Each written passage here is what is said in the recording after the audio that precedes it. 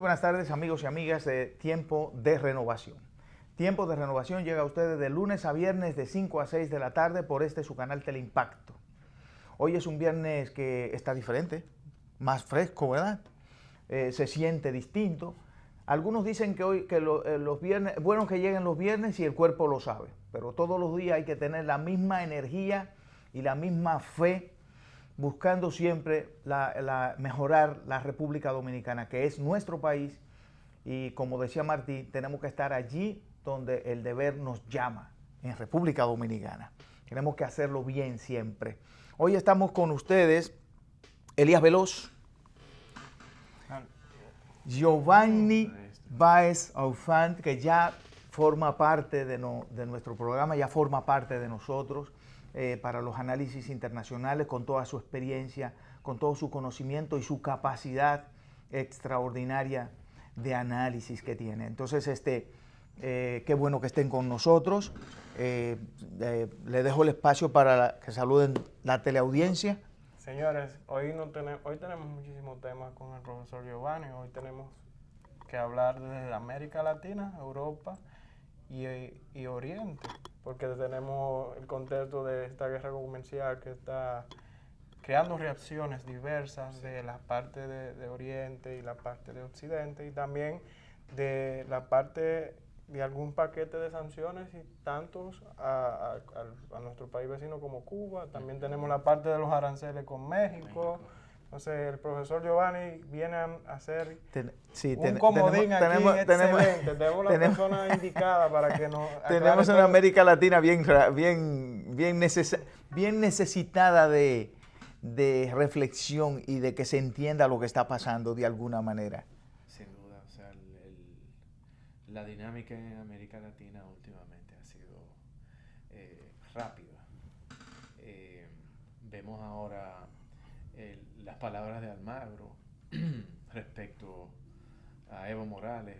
Vemos las decisiones de Trump en medio de unas negociaciones o de una renegociación del Tratado de Libre Comercio de América del Norte, y vemos como uno de los socios principales en comercio, no solamente en el contexto de América, sino uno de los principales binomios económicos en el mundo. México y Estados Unidos están ahora mismo en un tema de arancelario, y no estamos hablando precisamente de libre comercio, sino de medidas de represalia. Y por otro lado vemos entonces aquellas decisiones tomadas con respecto a Cuba, y obviamente pasando ya en el plano de Europa, la temática del surgimiento o mejor dicho, del afianzamiento de la derecha. Ahora en el Parlamento Europeo, en el Parlamento, donde ellos dicen que no es el lugar adecuado para discutir las políticas de integración europea. O sea, que ellos se oponen a la Unión Europea, a las instituciones europeas, pero participan en las instituciones europeas y están teniendo un avance importante, extraordinario. Sí. Si lo vemos a partir de 1945, que es cuando concluye la Segunda Guerra Mundial, y todo, cómo quedó el ultranacionalismo, cómo quedaron los nazis, cómo quedaron los italianos.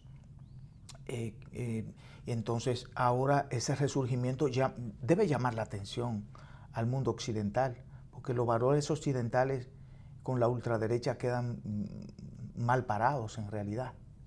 Sí, sin duda. Hay un tema que se apela mucho, que es el tema de estabilidad de trabajo, es el tema de la devaluación monetaria, y más que todo vemos que hay una crisis que se va expandiendo en toda la Unión Europea con respecto a ciertas decisiones de carácter económico-social, como vemos nosotros las manifestaciones en Francia con los famosos chalecos amarillos, que aunque no aparecen mucho en la prensa, ahí están. Y las medidas que ha tomado el gobierno de Francia, pues entonces tienen sus consecuencias, sobre todo en la clase media. Y en la clase alta no vemos ese impacto. Y no lo digo porque no le afecten las medidas de impuestos, sino es porque están diseñadas para precisamente el grueso de la población, que es la clase media y la clase media baja. Entonces, cualquiera cuestiona un sistema así. Sí, hay un sentimiento de que no, en este momento no se sienten cómodos, diríamos, una gran parte de los europeos con la Unión Europea.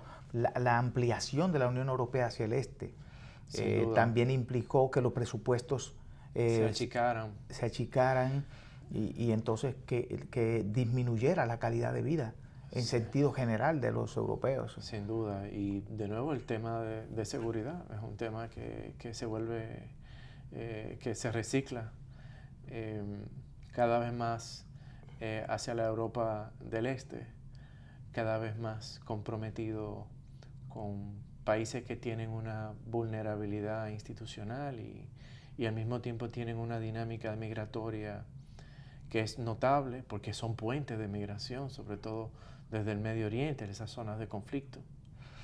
Y si se puede ver, entonces eso explicaría que de esa zona del este de Europa, Polonia, Hungría, República Checa, es que tienen mayor nivel de avance los partidos nacionalistas, los partidos de ultraderecha, y que han ganado más posiciones a nivel de la Unión Europea. En este momento del Parlamento Europeo, que es muy importante porque en Europa se toman decisiones realmente en el Parlamento Europeo. En el Parlamento, es donde se toman las medidas políticas, las propuestas políticas. Y en Alemania ha tenido también un avance importante, y al igual que, bueno, en Italia, prácticamente el Matteo Salvini es el que más votos ha sacado.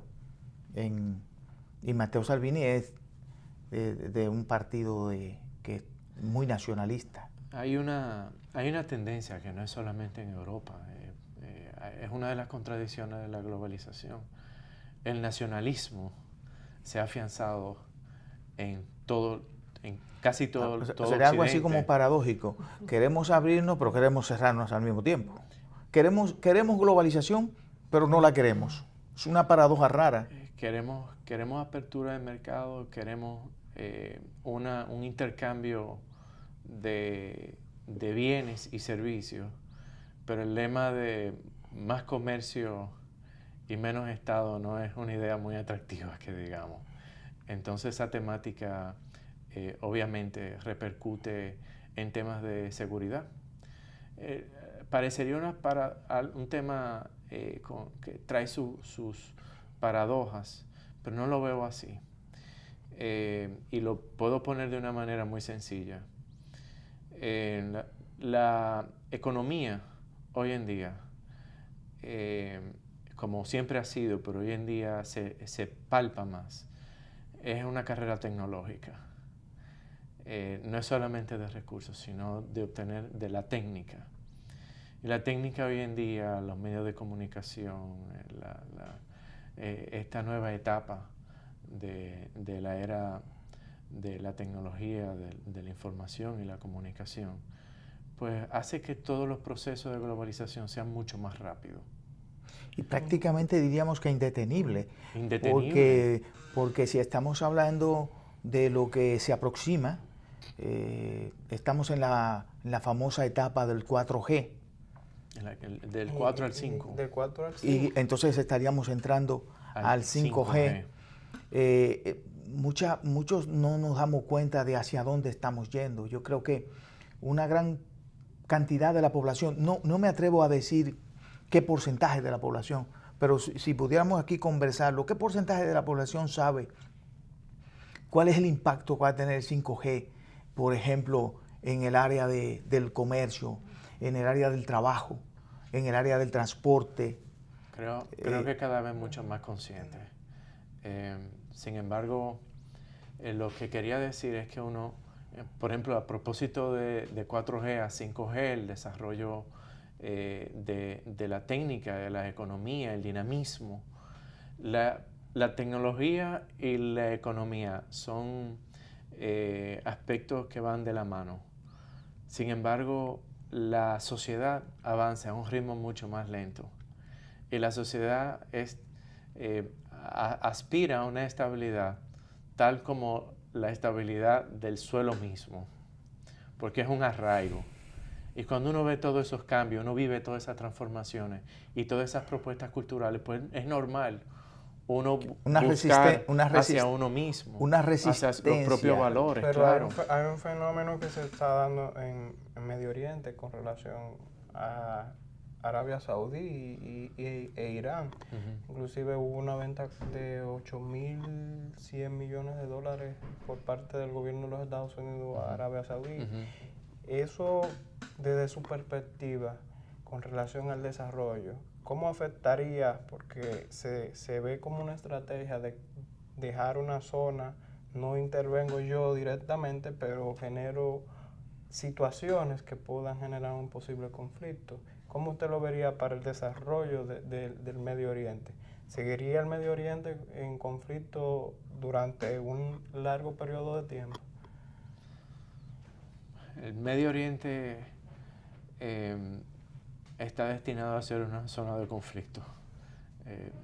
Suena pesimista, pero cuando uno hace nota de la importancia del petróleo, hace nota de las diferencias culturales y las perspectivas polarizadas que existen entre los diferentes actores hoy en día en Medio Oriente y inclusive en la periferia del Medio Oriente, porque tendríamos que mencionar Turquía, por ejemplo, tendríamos que obviamente hacer mención de la dinámica eterna de Israel con sus vecinos árabes, Irán y su propuesta de control de sus zonas geopolíticamente o geográficamente estratégicas y su geopolítica con respecto a Arabia Saudita,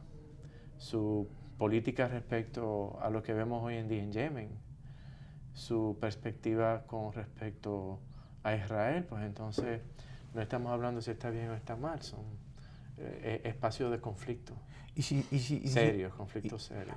Pero estamos viendo, profesor Giovanni, que también hay una posibilidad de ir disminuyendo ese nivel de importancia que tiene el petróleo en la economía global a futuro, si se puede observar. No sé qué pasará dentro de 10 años, pero sí se está trabajando en las energías renovables.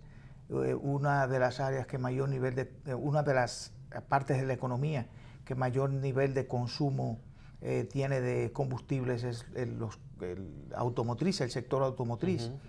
Y hay un plan de varias compañías importantes, grandes del mundo, de ir cambiando la matriz energética hacia la electricidad, hacia lo eléctrico. Y hay países que son autosuficientes, ya es el caso de Estados Unidos, que aunque importa muchísimo petróleo, pero su capacidad de producción de petróleo indica ya que puede incluso manejarse con autosuficiencia. Y Alemania, que es también un gran consumidor, ha apostado por las energías renovables y prácticamente es autosuficiente también. Pudiéramos decir dentro de esa perspectiva que dentro de 10 o 15 años la importancia del petróleo se pudiera ver reducida, probablemente. Sin duda. Sobre todo si nosotros hablamos en 20 años, 25 años, pero hay que recordar algo. El petróleo, aunque aparezcan siempre nuevos yacimientos comprobados de un potencial extraordinario, pero igual no es que el petróleo sobre, cada vez hace más falta. Como no es renovable. Y cada vez es más caro. Sí. Por eso digo que por ahora no. Y obviamente dejando el petróleo y todo el tema político del petróleo, hay un tema que es relevante, que es el tema de la adecuación cultural Lo que quiero decir con esto es que muchos países del Medio Oriente deben de entrarse al tren de una propuesta cada vez más occidental. Y volviendo al tema que estábamos haciendo referencia ahorita, hay una resistencia. No quiero decir con esto que sean países que sean anacrónicos, que estén en contra del progreso como propone Occidente, sino que cuando tú tienes un imaginario social, una perspectiva cultural diferente, la adaptación no es la misma, es quizás más larga. Por supuesto, y estamos viendo que prácticamente está demostrado de alguna manera que los valores occidentales, cuando se llevan al plano de la economía y de la convivencia de la sociedad, podemos observar que hay un cambio dramático si se observa, por ejemplo, en el caso de la India o si se observa en el caso de China, en el caso de Corea del Norte, de Corea del Sur y Hong Kong, Taiwán. Estamos hablando de que está demostrado de alguna manera, en un porcentaje que pudiera decirse alto, de que los valores occidentales tienen un impacto en la vida de la gente, en la calidad de vida de la gente. Sin duda. Y entonces estamos viendo que los países de Asia están viniendo con una capacidad y una velocidad y una aptitud de poder que no se veían hace un tiempo. Cierto. Entonces los países que se vayan quedando detrás, que se resistan a entender esta nueva dinámica global, pudieran quedarse muy atrás dentro de poco tiempo, en realidad. Igual nos pasa a nosotros en Occidente, si no entendemos que hay un surgimiento, sobre todo por parte de China, y se resiste. Que hay muchos que se resisten a creer, hay muchos que se resisten a creer que en realidad en este momento China está liderando la parte que usted comenzó diciendo que es fundamental para el desarrollo económico, social, político y hasta cultural, que es la tecnología. Y quien está a la vanguardia de la tecnología de la próxima generación, que es China, porque va a cambiar la dinámica del trabajo, teletrabajo, telemedicina. Va a ser, lo que se habla es de la tele, tú lo podrás hacer desde donde te encuentres. Y ¿cómo esto va a, qué efecto va a producir en las potencias? Ya lo estamos viendo, pero ¿cuál es el efecto que le espera a las potencias globales, sobre todo Europa, Estados Unidos, esta lucha por dominar la tecnología del 5G y la economía robótica? Porque es hacia la economía robótica que vamos, de alguna manera. El 5G, sin duda, sería la comparación más precisa del pasar del internet de conexión de cable Dial-up a lo que estamos viviendo nosotros ahora. Y quizá la transformación sería mayor por el tema de la cantidad de información y la accesibilidad de datos y la posibilidad de interconectar una serie de aparatos, de instrumentos de trabajo concomitantemente. Y ahí es que está el conflicto en quién maneja los datos y quién tiene el control de esos datos. Sin duda ese es uno de los temas que más se oye. Y a propósito del 5G, hay varios mitos, porque a pesar de todo, la mayoría de la información cada vez es más encriptada. Ahora, de que sea completamente segura es otra cosa, pero cada vez es más encriptada, cada vez es más segura. Pero cuando vemos estados de la Unión Europea, vemos por ejemplo a Reino Unido, cuando se pronuncian sobre la tecnología de 5G, existe una cautela respecto al tema de seguridad. Y cuando me refiero a esto, me refiero específicamente con el potencial que tiene China de vender sus repetidores y vender su tecnología de 5G alrededor del continente europeo. Y es que desde el 2017 hay una ley en China que por decisión del Estado se puede pedir acceso a información siempre y cuando se considere de que puede haber una amenaza o se sienta que puede haber una amenaza, es decir, una sospecha de amenaza con ciertas informaciones.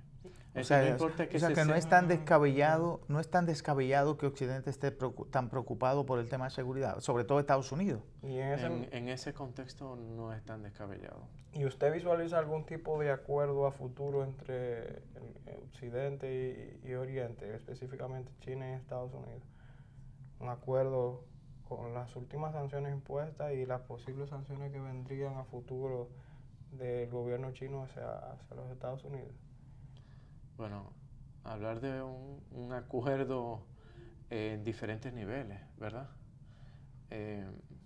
Hay una realidad.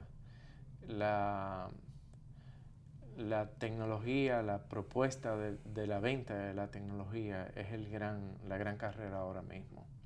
Hay dos carreras y son de canales, ¿no? De vías. Uno es el tema comercial, las rutas comerciales estratégicas, y el otro es la ruta de la tecnología, la información y la comunicación. Por un lado sabemos ya que es imparable y sería literalmente ilegal detener el avance por medio de vías comerciales de China. De la misma manera sería ilegal si no se argumenta adecuadamente lo que se ha europeo proponiendo de que es un tema limitar el acceso limitar al mercado europeo y americano de la tecnología china en un marco de apertura comercial. Entonces, porque no estamos hablando que hay un cierre de las vías comerciales. Exactamente. De hecho, que la última medida del gobierno chino es que se aceleren los procesos, porque ya es un proceso encaminado. Probablemente no se esperaba que China fuera a ser tan competitivo tan rápidamente. Sin duda. Creo que ha llegado muy rápido, de alguna manera. Si hablamos de América Latina y hablamos siempre hay que hablar un poco de Haití y Venezuela por razones de las circunstancias actuales para América Latina, lo que implica, y Haití por lo que implica para la República Dominicana. Sí. Esas negociaciones de Oslo, de Noruega, que llegan en un momento probablemente oxigena al gobierno del presidente Nicolás Maduro estas negociaciones, ¿se paralizarán las protestas en Venezuela? Creo que al final del día lo que se busca es crear partes que tengan una legitimidad moral para negociar. Yo creo que es lo primero que se está buscando. Y si eso se logra, sería un gran paso para ambos. Por supuesto. Y para Venezuela. Y para América Latina. Y para América Latina. Ya el hecho de que se estén sentando, y aunque no haya hasta la fecha un acuerdo o un preacuerdo, se habla de que ambas partes se reconocen como representantes legítimos, y ya de por sí ya es un gran paso.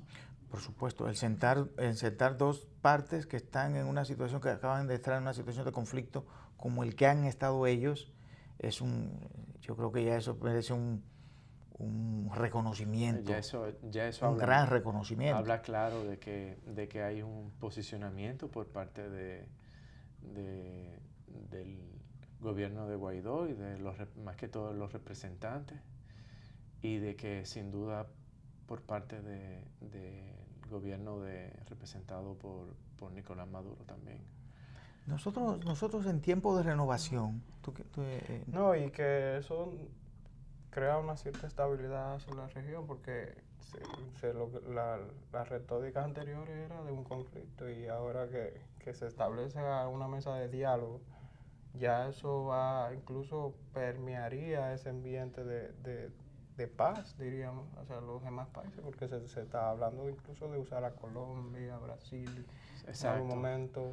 Se había creado una imagen de enemigo, y realmente lo que subyace al final de todo, aparte del poder, es la estabilidad. Sí, porque se estaba generando un ambiente de inestabilidad regional. Y en un contexto global como el que estamos viviendo, con un avance tan apresurado o tan rápido, no apresurado, sino un avance tan rápido de la economía y el desarrollo social de los países asiáticos, América Latina cada vez ha disminuido su participación en el mercado global. Sin duda. Y la calidad de vida de nuestros habitantes en América Latina, si lo observamos tranquilamente, nos damos cuenta que el avance no ha sido tan rápido, ha ido muy lento realmente. Incluso no se están discutiendo a profundidad el desarrollo tecnológico de los países de América Latina. Entonces, si en ese contexto además entra una fase de inestabilidad regional, las inversiones se van a detener, y si no hay inversiones en América Latina y no hay desarrollo tecnológico, la capacidad de competir en el mercado global cada vez van a ser más reducidas, ¿no? Profesor, antes de irnos a la pausa, me gustaría que usted nos tocara un poco, y lo hago de modo de pregunta, la ley Helms-Burton, que es la ley que se habilitó casi 50 años, tenía esa ley rodando en el Congreso de los Estados Unidos, pero se habilitó por la administración Trump, y los argumentos del gobierno de los Estados Unidos con relación a las sanciones impuestas a Cuba. Vamos a ir a la pausa y entraremos con ese tema. Muy bien.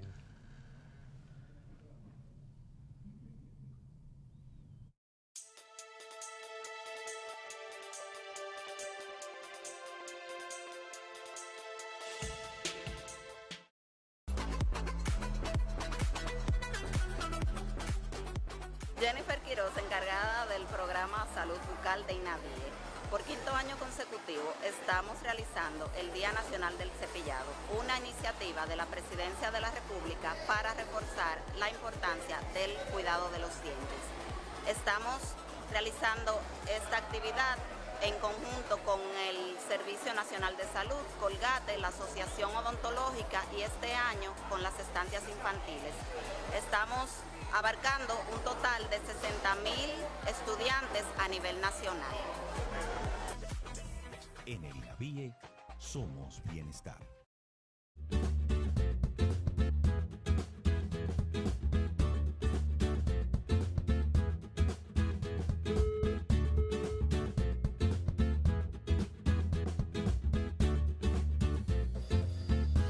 Esto le puede pasar a cualquiera. Sé más cuidadoso con tus equipos. No los descuides ni los olvides. Queremos que sepas que aunque la laptop y la netbook tengan un sistema de bloqueo incluido con un usuario y contraseña súper efectiva que no permite que ninguna persona aparte del dueño la pueda usar, no significa que no le prestemos atención. Cuídalas, no las pierdas de vista. Así podemos continuar apoyándote en el aprendizaje. La tecnología ha llegado a contribuir a que las aulas sean espacios más divertidos y educativos. Ministerio de Educación.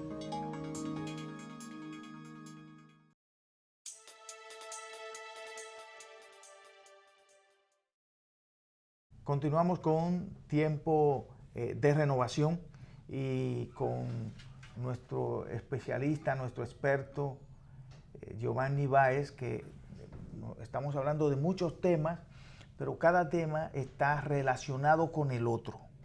Creo que porque, como hemos hablado desde tiempo de renovación, hace mucho tiempo, es muy difícil poder entender e interpretar la realidad nuestra sin entender e interpretar la realidad que está pasando globalmente. Porque la interacción hoy es, como decía McLuhan, ¿verdad? Es una interacción de sociedad, de aldea, de una aldea global. Es interdependiente. Absolutamente. Entonces, quedó sobre la mesa una pregunta de Elías, maestro, sobre la ley Herbolton, que hay ahí una intervención de la Unión Europea, porque la Unión Europea tiene inversiones, o realizó inversiones cuantiosas en Cuba. También hay un tema político de la relación con los cubanos de derecha establecidos en Miami y la posible repostulación del gobierno de los Estados Unidos actual, de la administración Trump. ¿Cómo usted ve ese contexto y cuál sería el futuro de una posible repostulación o un gobierno o un segundo mandato de Donald Trump? Bueno, creo que te refieres a las medidas, a los impuestos, sobre todo en las remesas. Exacto. En los temas de remesas. A propósito de la ley Helms-Burton, que lleva los apellidos de aquellos dos congresistas estadounidenses que hicieron la propuesta, es parte de una serie de embargos que data desde los años 60, en el cual, de manera general, lo que se busca es detener cualquier transacción con productos estadounidenses o con monedas estadounidenses o con ciudadanos estadounidenses que puedan generar dinero en territorio cubano o hacia Cuba. Es una manera es de un bloqueo, evitar, podría decirse eso como una especie de bloqueo casi total en términos términos económicos. ¿Y no se podría interpretar a eso como que se está legislando hacia tierras extranjeras? Eso es una ley extraterritorial, realmente. Sí, es un embargo. Y el embargo es dominio del derecho internacional. Es una acción que sí, que tiene una trascendencia fuera del territorio, o sea, es extraterritorial. Y sin duda es lo más cerca que puede haber a una decisión bélica. Es lo más cerca.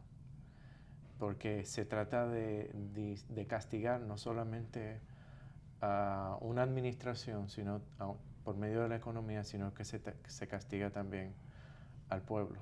Como está ocurriendo justamente ahora en Cuba con las filas que son extraordinarias para comprar productos, porque el embargo ha generado una situación de dificultad para las transacciones con las empresas cubanas y con el gobierno cubano. Y realmente este es un momento difícil para el pueblo cubano. Y el retiro de casi o la totalidad del personal de la Embajada de los Estados Unidos. También en ese sentido se vería como una acción bélica.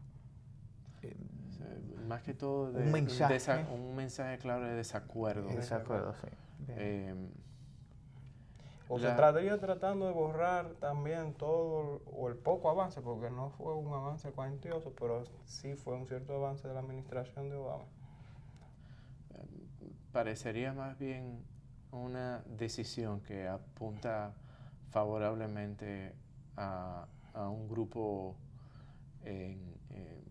cubano en Miami, en Florida. Y eso lo digo a propósito de las intenciones de reelección. Sería una decisión popular. Porque los votos de Miami son muchos. Son muchos. El estado de la Florida ya ha definido elecciones, si mal no recuerdo, en el 2000. Entonces, usted está casi concluyendo que él va a la repostulación. Los caminos indican. Sin embargo, las últimas decisiones con respecto, sobre todo México, las decisiones tomadas con respecto a China, apuntarían a que no subiría de popularidad, sino más bien que causaría una disminución de una percepción positiva. Al final del día uno no puede ponderar lo que puede pasar en 6 meses o en 8 meses, pero ahora mismo mientras nosotros hablamos y tan cerca de cualquier decisión de la cual se vaya a hablar en junio, apunta de manera positiva para una reelección, ahora mismo. En este momento sí. Lo que ha venido, la economía se ha fortalecido en Estados Unidos de alguna manera. Ellos han tenido, el gobierno ha logrado que la economía crezca y que la bolsa de valores de Nueva York suba se ha dinamizado, permanentemente. Pero hay, continuará de esa manera. Y hay un argumento muy fuerte, que es cierto que se ha disminuido el desempleo en los Estados Unidos, pero no ha habido un aumento cuantioso de los salarios. O sea, se han creado más empleos, pero no se han creado empleos de mayor remuneración. Entonces, eso se reflejó incluso, ha habido analistas que han venido tratando el tema de que el norteamericano no emigró tanto hacia afuera para vacacionar, sino que se mantuvo dentro de su país, de su territorio. Entonces, eso evidencia que no se crearon empleos. Sí hay un empleo para subsistir, pero no existe ese empleo que te permita las vacaciones tradicionales que en los países del primer mundo se tienen estipuladas. Desde mi punto de vista, el mayor impacto que puede tener las políticas del presidente Trump son en el ámbito de la balanza, el tema de la balanza comercial, que no ha disminuido, ha aumentado el problema de la balanza comercial en Estados Unidos. Y el otro es el endeudamiento. Ya los topes de endeudamiento en los Estados Unidos son muy elevados. Entonces, disminuir los impuestos y aumentar, hay que buscar ese dinero por algún lado, y lo ha ido a buscar al mercado internacional, más bonos. Y estos bonos, por lo general, lo están teniendo los países asiáticos y muchos norteamericanos. Yo creo que una crisis de deuda, si se presentara en los Estados Unidos, fuera una situación muy delicada. No solo para Estados Unidos, sino también para el mundo entero. Sí. Para mí, una de las preocupaciones más importantes que pudiera tener en este momento en relación a la guerra comercial de Estados Unidos y China es que las emociones, que no tienen muchas los chinos, porque históricamente han sido toman sus decisiones muy tranquilamente. Y a largo plazo. Y a largo plazo. Pero si emocionalmente pudieran querer hacer un pequeño daño a los Estados Unidos, por el lado de la deuda le pudieran crear una situación difícil, pero no sería solo el problema para Estados Unidos, sería también para ellos mismos, claro, como usted decía hace un momento. Sería una devaluación de la propia moneda local por parte de China. Sería empoderar también a otros mercados con la venta de los bonos, de la deuda. Exactamente. Entonces, pérdida de control. Sería una pérdida de control y una devaluación más que todo de la moneda local. Y una crisis económica en los Estados Unidos es una crisis económica en China. En China. Que es su principal socio comercial. Mientras nosotros hablamos de la temática de China y vemos las dinámicas con el tema de Venezuela, en América han suscitado una serie de eventos que traen mucho a la observación, y uno de ellos es precisamente el tema de México con las decisiones de Trump de hacer una carga de un 5% de aranceles sobre los costos en aranceles, que iría paulatinamente un 5% hasta el mes de octubre, hasta llegar a un 25%. Y lo que uno a veces se pregunta es ¿qué tan legal son esas decisiones? ¿Hasta dónde llega el marco de la legalidad dentro de la OMC? Y parece ser que Trump quiere con estas medidas volver a industrializar los Estados Unidos, porque hace tiempo que Estados Unidos se transformó en una sociedad consumista y no industrializada. Y el ejemplo más palpable es cuando usted va a las ciudades de Detroit, ya no existen esas grandes industrias. Detroit. Ya esas grandes Detroit industrias. como la casa de automotriz de Estados Unidos. no. Entonces, en ese sentido, al parecer, dentro de la estrategia del gobierno de la administración Trump está en volver a llevar esas industrias adentro de los Estados Unidos y formar el Estados Unidos productor de aquella época que no existe. ¿Qué tan difícil sería eso? Porque hay un factor social que incidiría en eso. O sea, ya el factor de que específicamente que ese estadounidense que se dedicaba anteriormente a la industria, esta generación, accedería a ese esquema de producción nacional. Porque no es tan fácil hacer el cambio. Mayor preocupación serían los costos. Y además porque es un tema de competitividad. Y la competitividad de hoy y la competitividad del futuro, hacia el 2025, vamos a poner lo que es pasado mañana, no está en la tercera revolución industrial, no está en la producción y manufacturación de bienes, está en los servicios puros, sobre todo en el mundo, todo lo que implica los cambios que se van a producir con el tema de la robótica.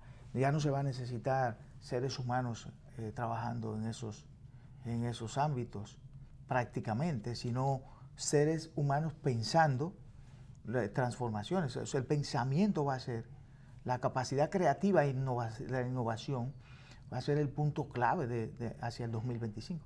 Si Estados Unidos no prepara a sus jóvenes para competir con los jóvenes, sobre todo asiáticos, que son los que más presión le están poniendo a la economía, a la competitividad global, lo que está pasando hoy puede ser mucho peor mañana. Porque los jóvenes estadounidenses, lo que le decía el presidente López Obrador, nosotros no tenemos la culpa del consumo de drogas. El consumo de drogas más grande del mundo no está en México. El consumo de drogas más grande del mundo se está produciendo en los Estados Unidos. Y entonces, yo creo que lo más importante que tendría que hacer el gobierno de los Estados Unidos es no tratar de cerrar el mercado, de limitar el mercado, de actuar en contra de las normas internacionales que ellos mismos crearon, sino preparar a sus jóvenes para competir en lo que viene, porque lo que viene no lo para nadie. Entonces, pienso que si lo hacen con ese objetivo, estaría cometiendo un error.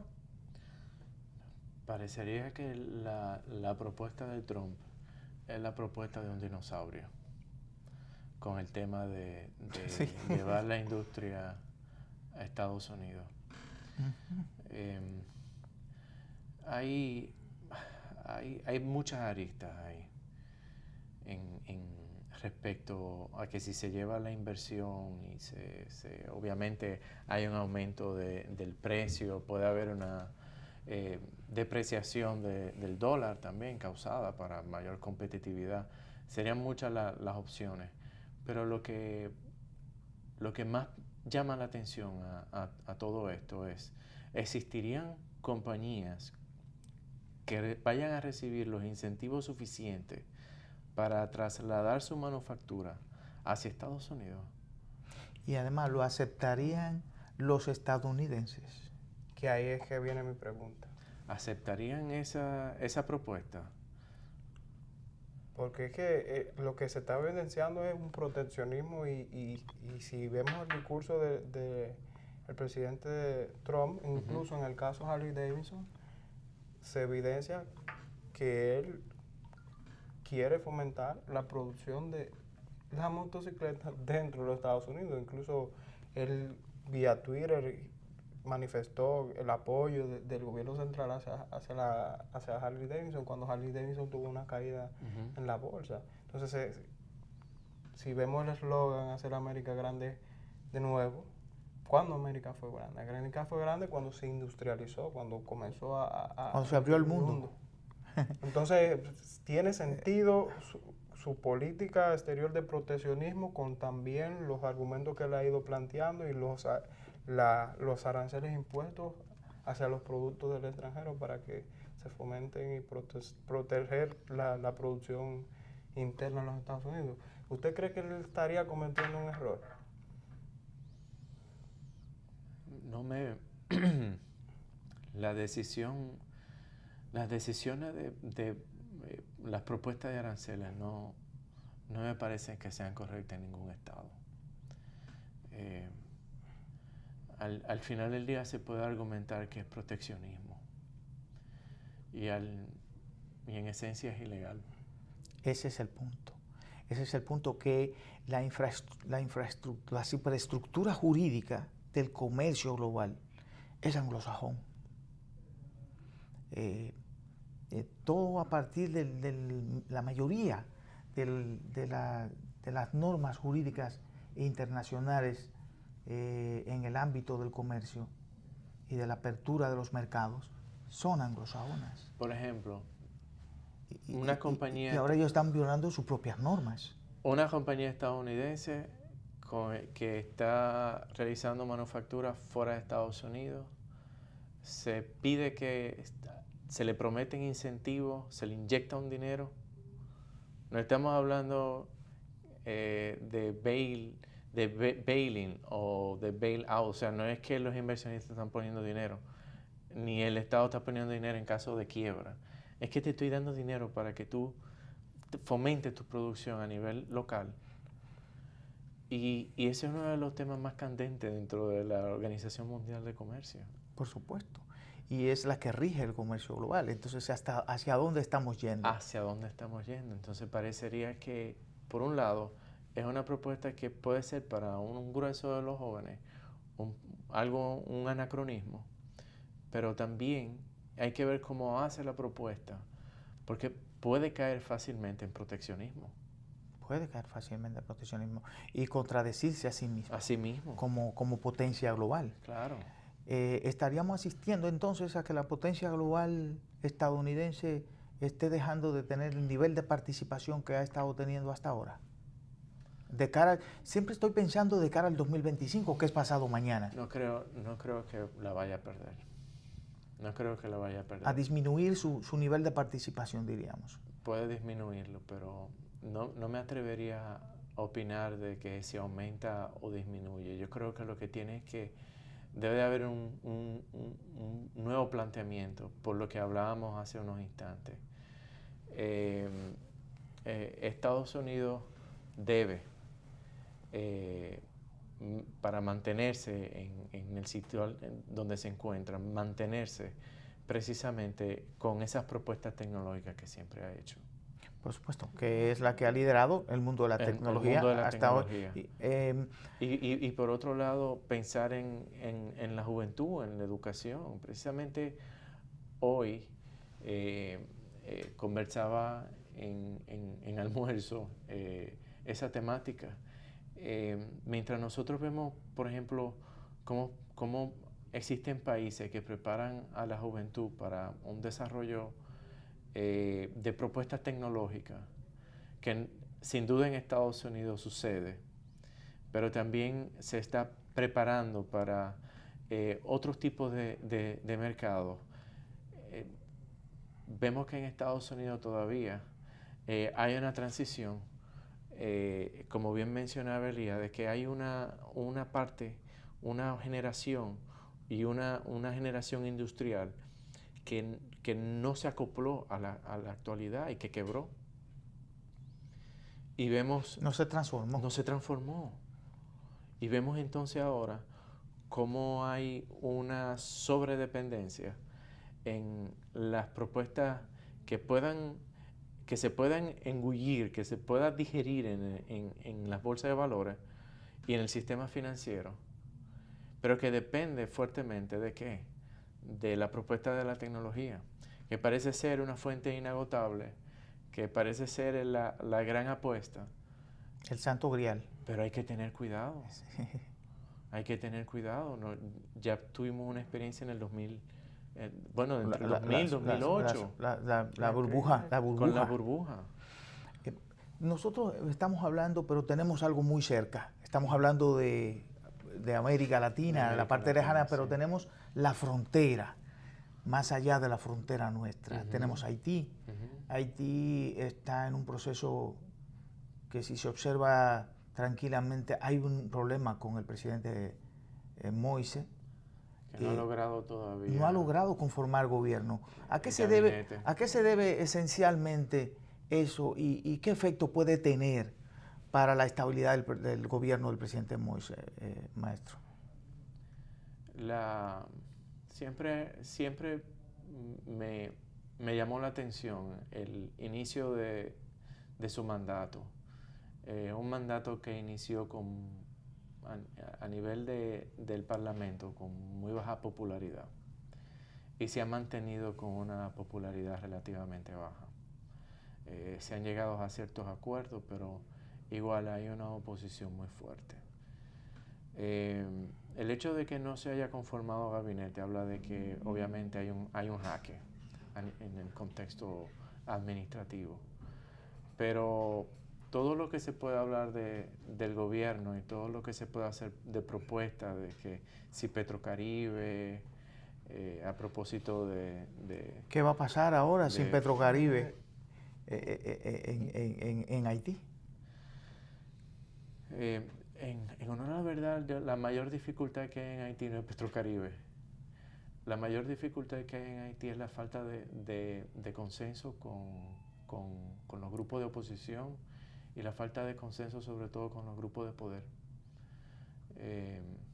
Hablaríamos en el contexto político de que no hay un consenso para lograr un gabinete, pero realmente lo más preocupante es que se recibe una presión por parte de los grupos tradicionales de poder, porque sus decisiones políticas han sido más que todo de contrarrestar y de privatizar algunas propuestas que debían de ser intocables. ¿Está en juego el mandato, la culminación del mandato del presidente Moise, probablemente? Bueno, hablar de un golpe de Estado y terminar con todo el gobierno, no creo que sea una realidad descabellada, es una opción, pero no creo que se pueda permitir que se realice un golpe de Estado por las condiciones actuales. Bueno, nos están diciendo que tenemos que terminar. Siempre los temas son muchísimos, el tiempo es poco. Elías Veloz, decirle profesor, que el profesor tenga el compromiso ya de venir, porque tenemos que seguir tocando algunos temas. Sobre todo el tema de Almagro, la decisión de la OEA y con respecto a la decisión del Tribunal Constitucional en Bolivia, que tiene una perspectiva para América Latina muy seria, que puede ser muy seria. Lo que está pasando en Honduras, que es un efecto de ese tema también. Pero será entonces para la próxima semana que vamos a estar con ustedes aquí en Tiempo de Renovación. Será hasta el próximo lunes, si Dios quiere.